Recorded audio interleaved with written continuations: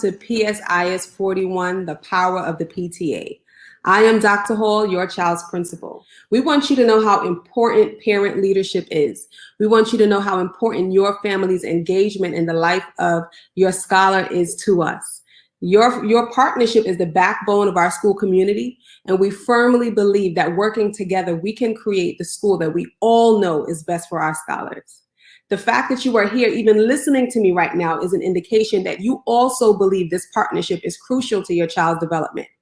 I want you to know that your voice matters. I want you to know that I want to walk hand in hand with you throughout the school year and upcoming school years to ensure that our partnership is strong and therefore your child will be successful. Partner with us today as we learn more about the PTA, as we learn more about parent leadership, and we learn more about how parents as partners at PSIS 41 can make a quality difference in the lives of our scholars. Let's partner together. Good day, parents of PSIS 41. I welcome you to the 21-2022 school year for the PTA SLT elections. My name is Ms. Gamble. I am your school's parent coordinator.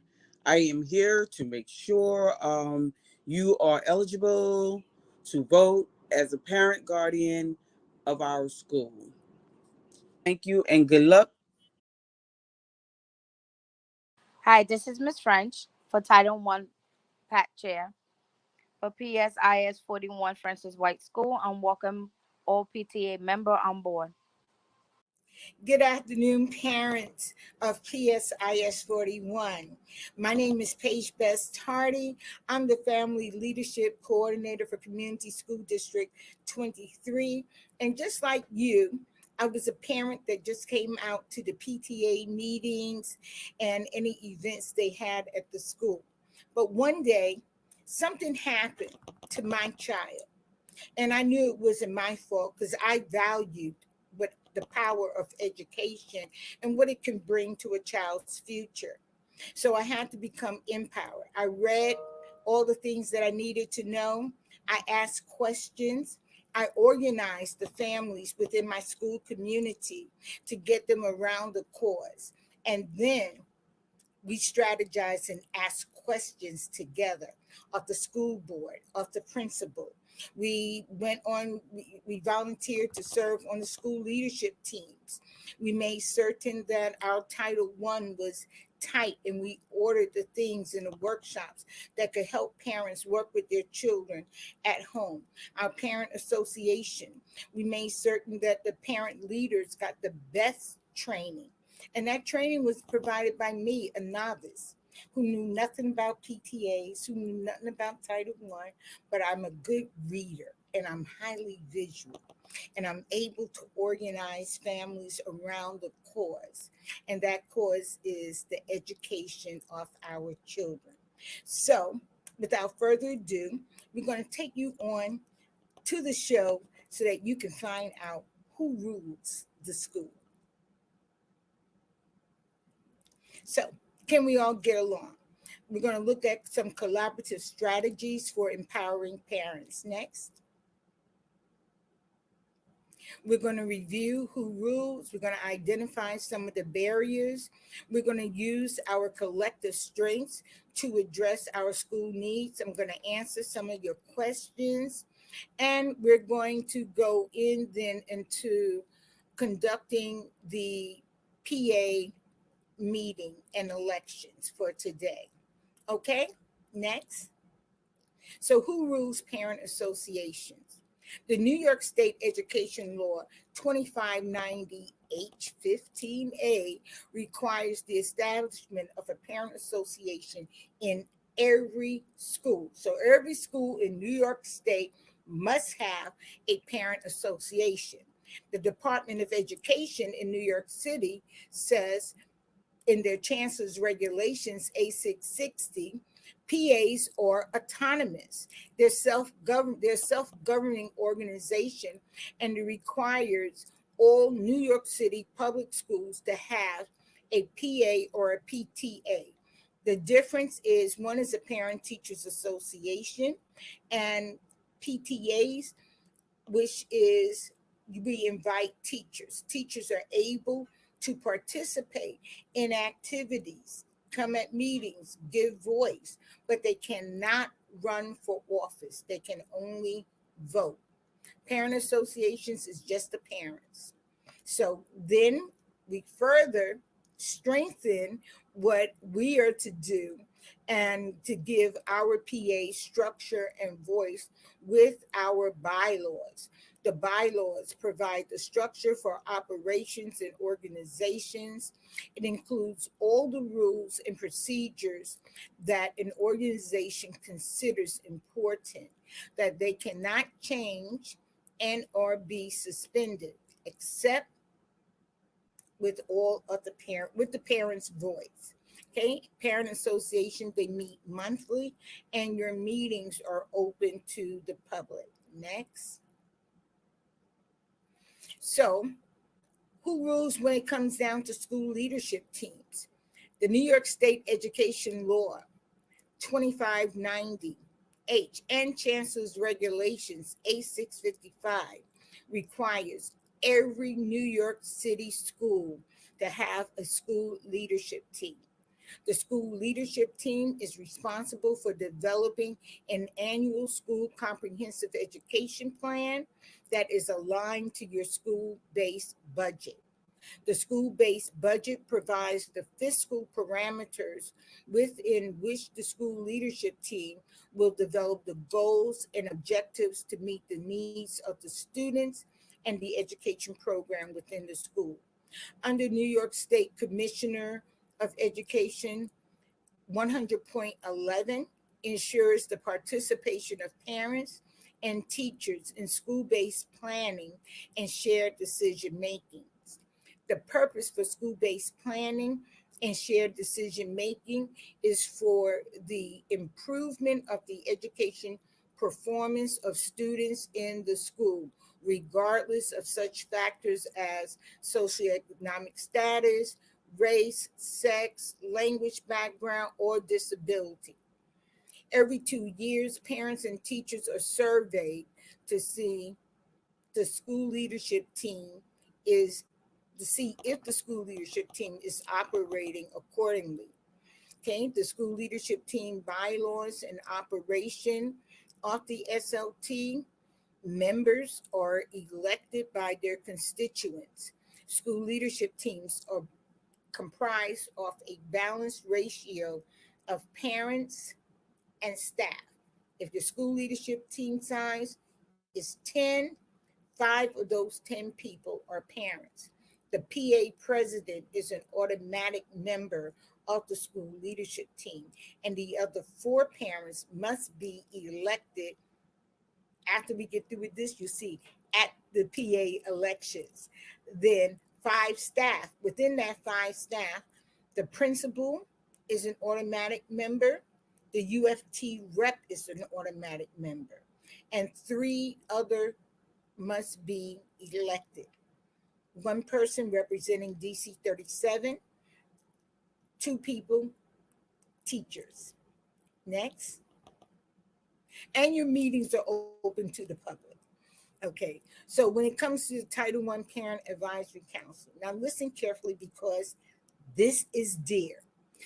Everything you see that happens within your school leadership teams, new laws, remember when everyone was getting all fickled when it came to, Common Core learning standards, all that was the federal government.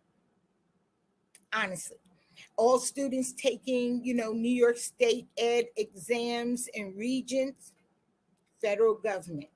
So this is Title I. The U.S. Department of Education Elementary Secondary Education Act, which has been reauthorized as the Every Student Succeeds Act, instructs schools that receive Title I funding to conduct outreach to all parents and family members, plan and implement programs, activities, and procedures with meaningful consultation with parents of participating children in Title I programs, develop a written parent and family engagement policy jointly with agreed on with, and distributed to parents and family members. Now, your school leadership team will develop that parent and family engagement policy, and they will also develop a school to parent compact. Now, this compact, it describes shared responsibility. The school will tell you what they will do, parents will state what they will do, and all this is to ensure that that child will get a good education. The school responsibility is to provide a high quality curriculum and instruction in a supportive and effective learning environment that enables the children served under the Title I to meet the challenging state academic standards. The parents' responsibility is to support their children learning at home and also within the school. How will you do that? Volunteer in your child's classroom. Participate as appropriate in decisions about the education of their children and positive use of extracurricular time. So you're going to see in this new school year that there will be many extracurricular activities that your child will be able to engage in. Describe parent-teacher communications, how the frequency of how parents are communicated with by their child's teacher, meaning it doesn't make sense if you know that my child didn't do their homework since they started school in September. Why are we waiting to the parent teachers conference for me to be aware of that? If my child was failing tests, why are we waiting to the parent teachers conference? Because then a child has already developed a habit of subpar education, and teachers must do better by informing parents of what's happening with their child. Most schools have apps and programs where parents can log in and see if their child has homework, when the next exam is, and how did my child do on the last exam. So parents, you must learn what those programs are that your school has so that you can monitor and track your child's performance. That is your number one responsibility. And since your school is a school-wide program, all of the students in that school are Title I students. Okay, so you will look at the importance of ongoing communication between teachers and parents. And through at a minimum, you got to have parent teachers conferences. In New York City, there are 4 parent teachers conferences that are held during the school year in September, October, March, and May. February, March, and May. Okay, so somewhere between February and March. Okay, next. Okay, it's also important that parents, the languages that are spoken at home, the communication is received in a language that you understand. And there are some great apps. I just attended a workshop where parent coordinators will learn how to translate using Microsoft Office software for the languages within their school. And the app is so great, it even speaks to you. So I can speak and it will translate in the parent's native language. Isn't that good? So building due capacity for involvement requires assistance to parents of children served by the school or district as appropriate in underlying such topics as the state standards, the state academic assessments, what is the curriculum, the requirements of Title I, and how to monitor a child's progress and work with educators to improve the achievement of students. Now, this is a lot here, and we're going to move on for the sake of time, but that just gives you a gist of what you need to know with respect to Title I. Because every year your principal gives you an annual meeting by October 30th. At that annual meeting, you get to learn about how the Title I program operates in your school community. You also get to learn about the programs, the services that are available for your child to participate in. Okay, next. And it goes on to talk about the Title I Parent Advisory Council, which we will be electing a PAC chair and co-chair. Their responsibilities in a nutshell is to take the surveys that will be distributed to parents, all parents within the school. Parents will complete that survey. That survey will allow them to know your availability and your interests. Those interests, those topics that you are most interested in, those are topics that will be aligned. There'll be a date, but they'll be aligned to resources that can be raffled off at each meeting and workshop so that you will get those tools to work with your child at home. So we look at games, we look at, workbooks, readers, and we give you the skills so that you can duplicate it at home with your child, because that's important. Learning must be fun. Next. So who rules the school? The principal. Now I know y'all saying, wait a minute, I thought we supposed to be empowered. Yeah, you are empowered. But let me put it like this to you. Your principal rules the school. Everything you do must kind of like go through the principal. That happens through your school leadership team. That happens through the quarterly meetings that the principal is to have with the parent association. And that happens at every PA meeting. Your questions, your principal is there to tell you what's coming down the pipe and to answer your questions. Your principal. So the principal is responsible for the operations of the school. You can't have a school without a principal, an administrative assistant, and a student. That's all New York State requires to open up a school. So while PAs are autonomous, the principal must certify the elections. The principal must review outgoing notices.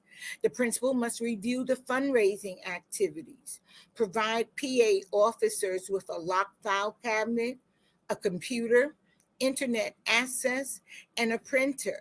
Ensure PA meetings have a building permit and a safety agent.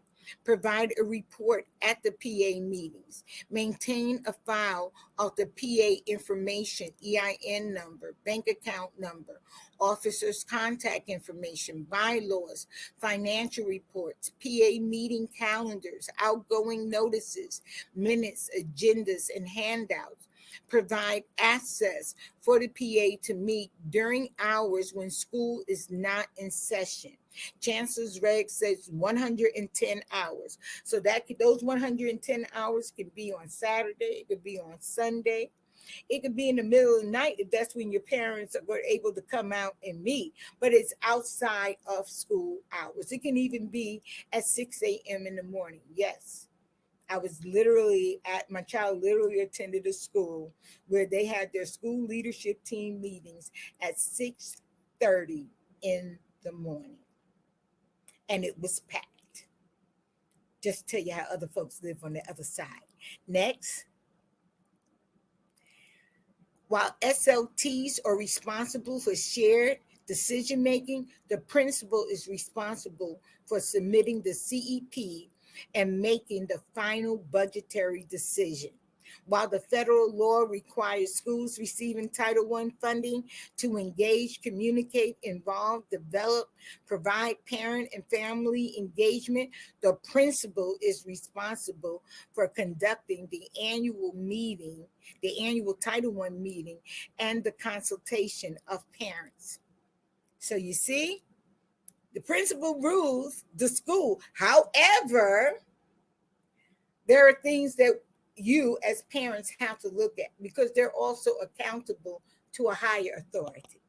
They're accountable to the superintendent. They're accountable to the chancellor. They're accountable to the regions. They're accountable to the chancellor of the regions in New York State. They're accountable to the U.S. Department of Education because it says they will be held accountable. So remember that. Okay, next. So what do? As a parent, you can't be effective or collaborative if you're on the outside looking in. One, avoid the deal breakers. Criminal wrongdoing or misconduct in the school? Nope. Financial discrepancies or wrongdoing? Nope. Threat or risk to others? Definitely not. Derelict in the duties and responsibilities while serving as an officer on the PA or PAC? No. Getting a limited access letter? Out of the question. Because you know what? You do those things, you just lost that most important aspect of your role as a parent of a child attending any school in New York. And that is to have that voice. Those are deal breakers. So what you need to do if there's a problem within the school, what are some of the barriers that you can have within the school community? Personalities. Sometimes it's a personality problem. It's not even personal. Our personalities just don't mesh. Cultural. There could be cultural problems. Okay, so y'all been hearing all the flack about, equity and the racism that happens in the New York City public school system is real. I've seen it. I've been in it. So I know how real it is. Okay, language. They don't speak the language. No one is there to translate. We don't get things sent home to us in a language that we understand. That is so crucial.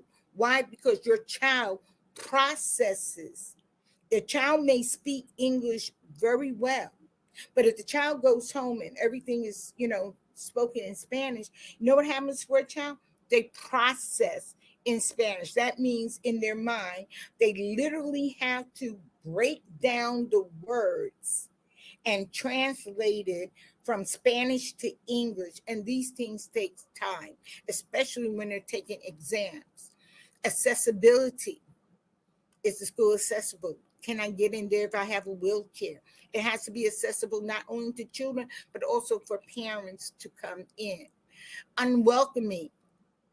Okay, you know what an unwelcoming school is. An unwelcoming school is not a principal looking and saying, PA, where are you? Parents coming forward. It's a school that don't want you to even come in and don't want to hear your voice. We'll talk. We'll have some workshops on that over the summer. Communication, critical. Communicate to me in a way that I understand. How's my child doing? Parents should be able to know how their child is doing at the end of every week. Did my child miss any homeworks? So that child can make it up on the weekend. Sorry, sweetheart. Can't go out and play. Can't go to the party. You're going to do your homework. Teacher told me you didn't do none of your homework this week. It's going to get done this weekend. And you're going to hand it in on Monday. Okay, so teachers, you got to let parents know what's happening. Opportunities for parent involvement. So it's not just serving as an elected officer, but there's also volunteering. Parents, you come with skills and talents. Those skills and talents can be used in your child's school as well. And we're going to have Mr. Rochford over the summer. He's going to talk about some of the things that village volunteers will be able to do in the upcoming school year. And accountability. Parents, teachers, principals, administrators, we have to be held accountable.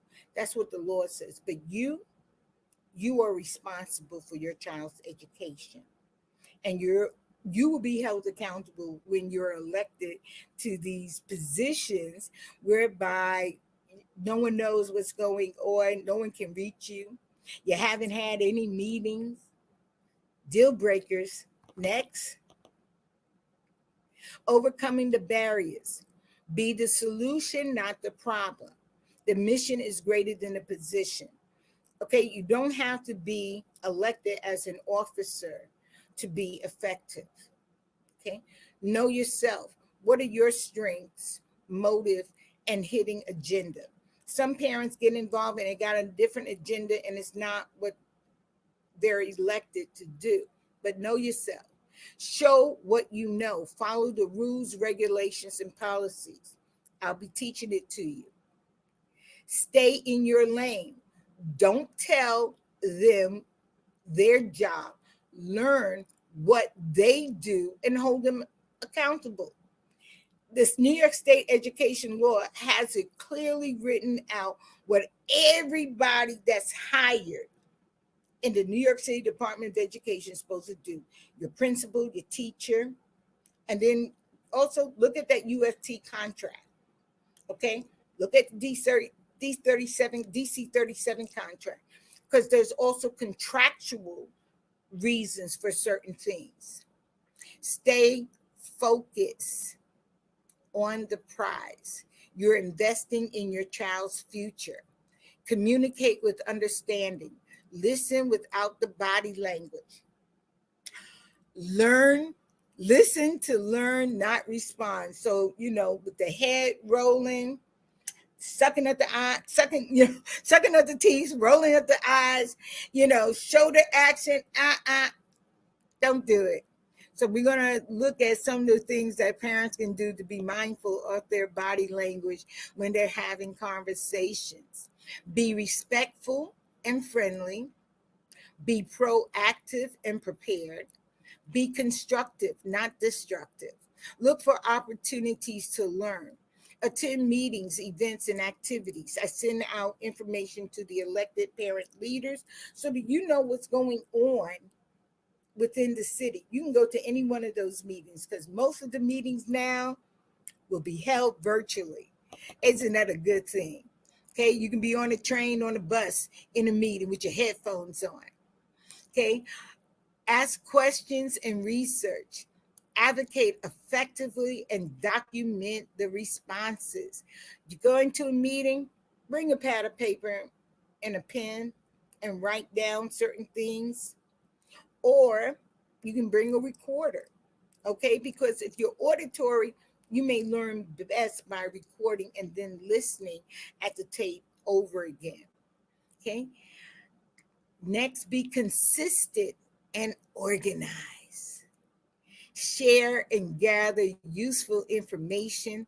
Connect with your President's Council, Title I District Parent Advisory Council, Community Education Council, Community Board, which is Community Board 16 here in Ocean Hill, Brownsville, your elected politicians, because they also serve you and they bring a wealth of resources in terms of money and grants to our school community. Community-based organizations and faith-based organizations. Next, use your collective strengths as you address your school needs. Identify your strengths. Review the handouts that you get. Celebrate your victories. Support your school with hosting parent appreciation ceremonies. Memorialize your great times, pictures, videos, newsletters, monthly calendar features. Next, resources. The best book that you can get as parents is Beyond the Bake Sale and the Essential Guide to Family and School Partnership, and the School to Home Connection, Forging Positive Relationships with Parents. Great books. I use those books myself. Got them, from way back when I served. Websites, you got the Department of Education websites. They have a host of supplies and footages and videos and documents for parents to work with their children. You have the New York State Education website, everything you need to know when it comes down to how schools should operate. And you have the U.S. Department of Education website. They have a family and community engagement link. Subscribe to those links so that you can be involved and participate at events in your monthly, that's on your monthly school calendar, and add your email to the distribution list that's generated by your parent coordinator, me, the FLC, and other parent family friendly organizations and government agencies. Next. Okay. You have a problem, you get help at your school. You start with your child's teacher. You don't see anything happening within a timely manner, don't let things go onward, long lasting. Try to nip it in the bud now. Okay. So if it doesn't happen with your child teacher within a timely fashion, next you go and speak with your parent coordinator. Next, parent coordinator may refer you then to speak with the principal or the assistant principal. Now remember, your principals have a lot of work that they have to do. Trust me, I know. I read it, I see it. So a lot of them do not have meetings with parents in the morning. A lot of times those meetings are referred to your assistant principal or to the parent coordinator. So don't be surprised. Principals usually are not able to meet with parents until after the school day is done. Okay? So call and make an appointment. Next, if it's still you don't feel there's any resolve in the problem at hand, call me. You can call me the family leadership coordinator or the family support coordinator, which is Mr. William Rochford. We're here to support and assist you. Or you can file a formal complaint, and that's through 311. Mr. Rochford and I are the only ones that handle the 311 complaints. Next. Resources. We're here. Your family support coordinators, they are a single dedicated point of contact for families in the district and will work across the system to address and resolve issues and concerns. They provide information for the community and support the resolution of family inquiries and concerns. They provide information to families to increase awareness about academic standards and school resources and develop helpful communications with the school.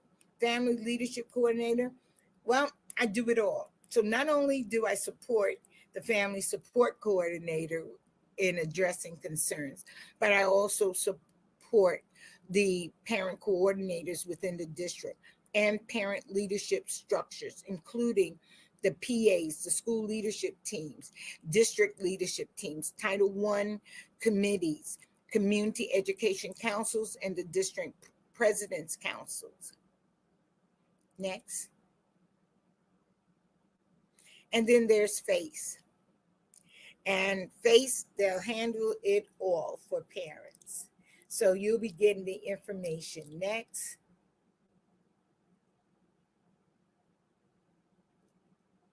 So that's it. So now we're going to go on to questions and answers.